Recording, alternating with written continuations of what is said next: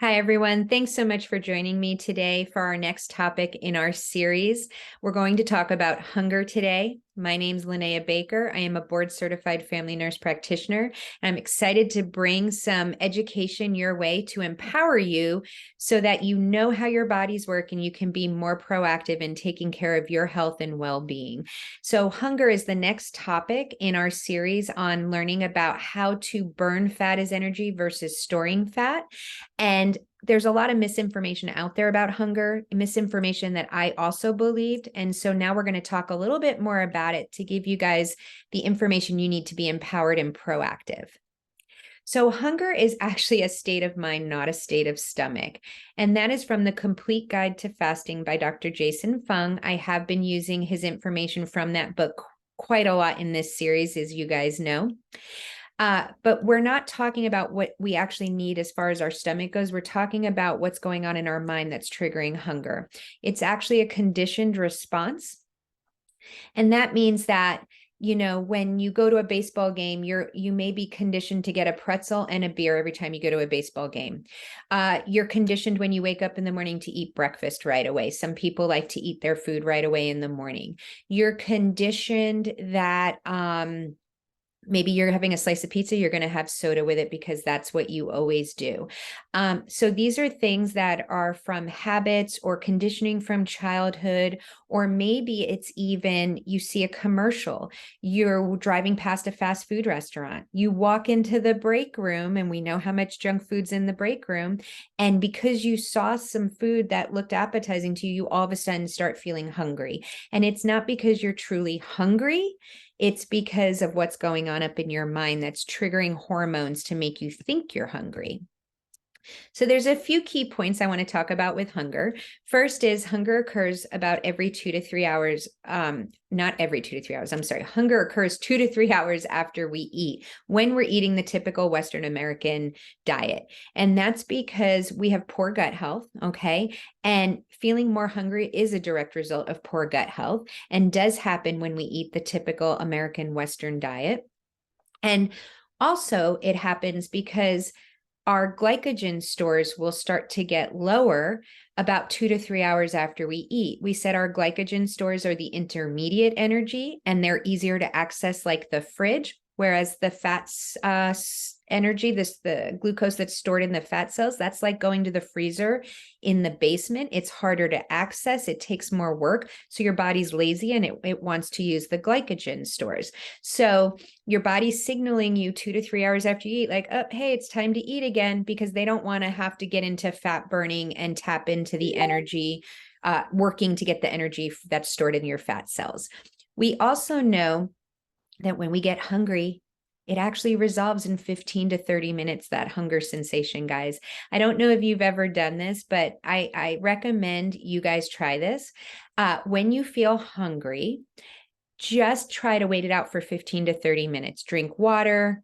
You could have a cup of tea or a cup of black coffee, or just distract yourself. But hunger is time limited. It will end. It's not going to stay with you the whole time. I've actually done this with myself, and I have implemented this with clients after I've done the research, and it's powerful. Okay. And some of this information I get from Dr. Laura Fortner, who is an OBGYN and also a functional medicine certified doctor. She's powerful. She does a lot of education, and she shared some of this as well as what's in some other research I read and some podcasts I study. Now, we also know that hunger will increase when we've had a night of poor sleep. So we don't sleep well and get that 7 hours of quality, good sleep that we need as adults minimum. That cortisol hormone is going to go up, and we're going to think we're going to feel hungrier during the day, but it's really not because we're hungrier. It's the hormones being triggered from the lack of sleep. We talked about the poor gut health, and then also we can decrease our hunger and how often it happens in that sensation when we do intermittent fasting, which actually sounds contradictory or like an oxymoron. How can I fast and eat less and have less hunger? And it absolutely is true. And we're going to be getting into that topic as well in the future. And then we're increasing those hunger sensations when we have chronic nutritional deficiencies. And like I said, anytime we're eating the American Westernized diet, we have chronic nutritional deficiencies. So when we talk about the sugar adapted hunger timeline, if we're eating the Western American diet that we eat in the United States, we're in a sugar adapted state. That means we're burning the glycogen stores and the glucose as sugar, and we're never tapping into the fat stores for energy. When we're using our fat stores, we're in a fat burning, fat adapted state. Okay. So what happens is we eat the typical Western American diet. And then that means our gut is in dysbiosis, which means it's unbalanced. We have more of the bacteria that's harmful than helpful.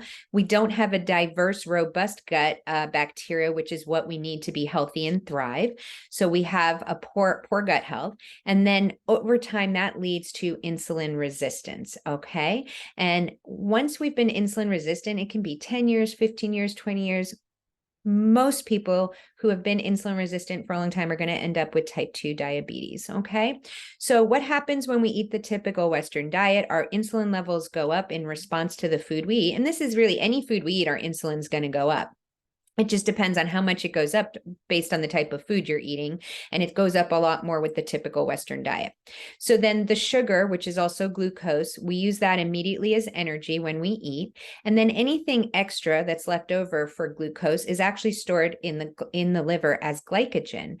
However, we know, as I said, that and we think of glycogen in the liver as our fridge because it's easier to access, but we know there's a max limit of how much we can store in glycogen in the liver. So once we've met that limit and we can't store any more glucose in the liver as glycogen, then we start storing it in our fat cells. We said our fat cells are like going to the freezer. So think of fat cells as the freezer. But the thing is, unfortunately, we have an unlimited space of ability to store sugar in our fat cells. So remember, when insulin is up, insulin equals fat storage. If you relate insulin to fat storage, when your insulin is up, you're storing fat. You cannot burn fat when your insulin is up.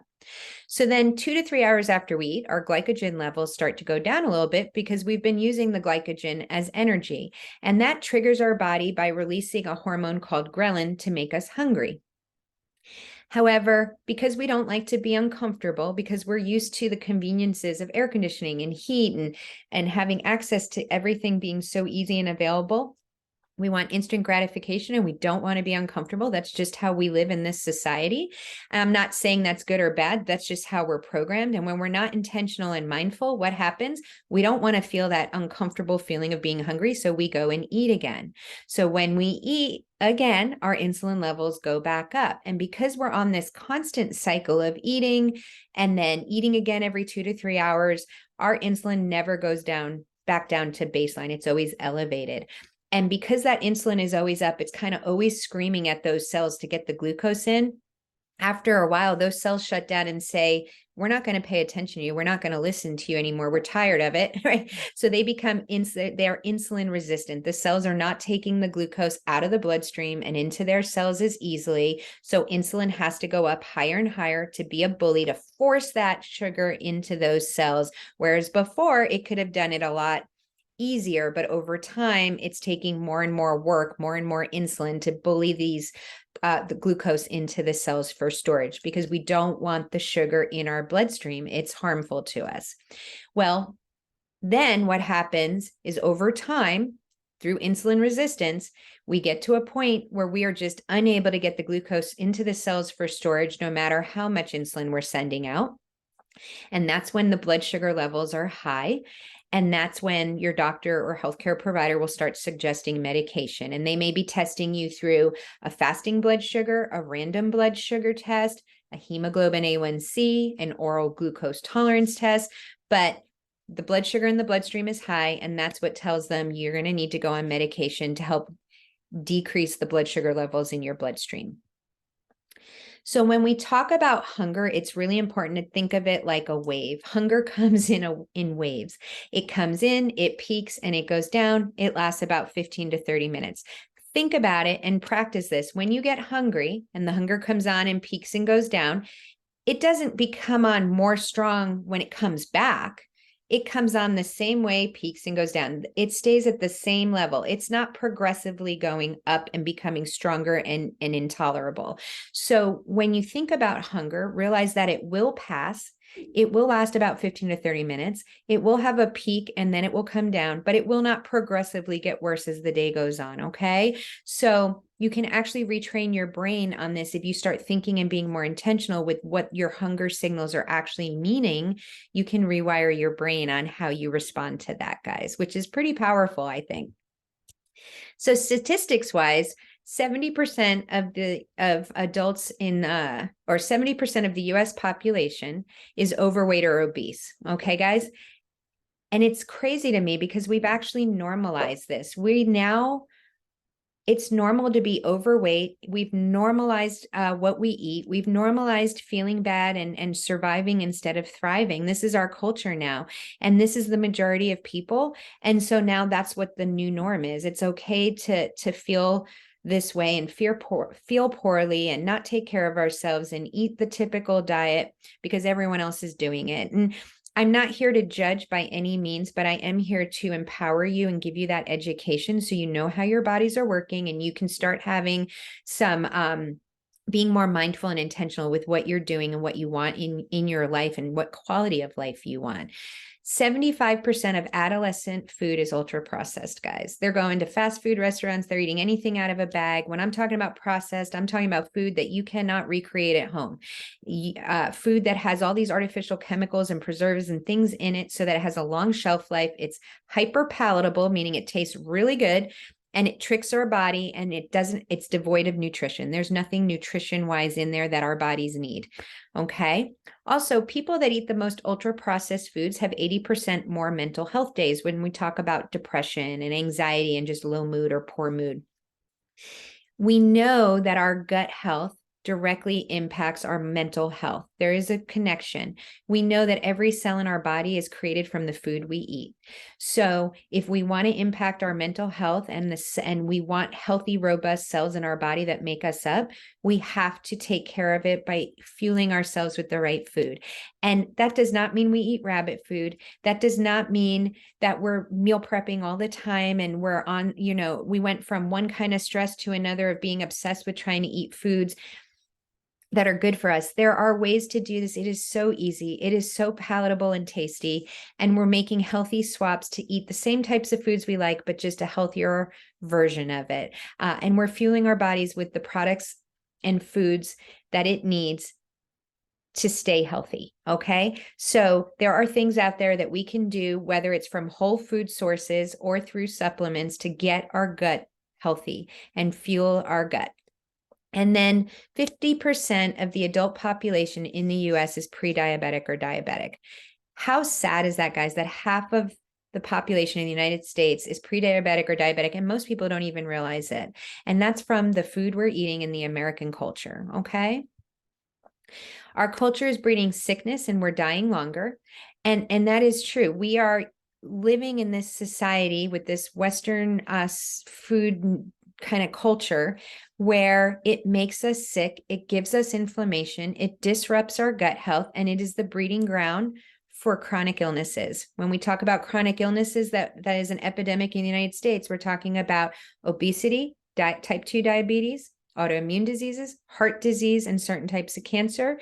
We even have PCOS, which is a problem with, can cause infertility in women that is also rising. So what we're aiming for is a health span equal to our lifespan and longevity. We want to live longer, but I don't want to have poor quality of life. I want to be able to go outside, get on the ground, play with my grandkids and great grandchildren and travel and be active and live life to the fullest.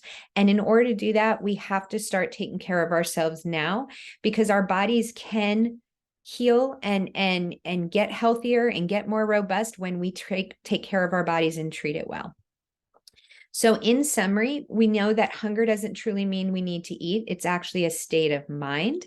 And we know that hunger can occur when we're actually full and we don't need to eat, but we feel like we need to eat, such as someone has a yummy dessert on the table after we just ate a huge Thanksgiving dinner and we're going to jump in and eat dessert even though we're stuffed. We know that we can rewire our brains because of the neuroplasticity that our brains have, where we can rewire how we think and the habits we build and how our bodies react with hunger, because it's set on things that are programmed even from childhood, eating certain times a day, associating certain things with food, but it is able to be reprogrammed, which is a good thing, right? We recommend that really we should be eating every 4 to 5 hours, because that helps us get into a fat burning state and out of a sugar adapted state.